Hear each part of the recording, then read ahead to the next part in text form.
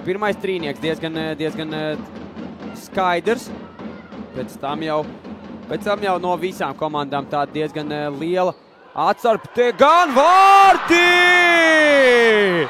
Ir vārti, un ja nekļūdos, tad tie pat ir vārti pašas vārtos. Šķiet, ka kļūdās Renāte Gaugere.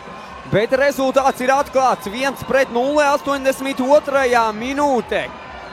Varēja jau šķist, ka šīs mačs dosies līdz papildu laikam, bet nē. Fano Vuškāne, iespējams vārdu gulums tiks iekadīts viņai. Skatāmies šeit atkārtojumā tālu piespēle uz priekšu un jā, te kļūdās Gaugere. Ar galvu ieraida bumbu savos vārtos. To arī uzreiz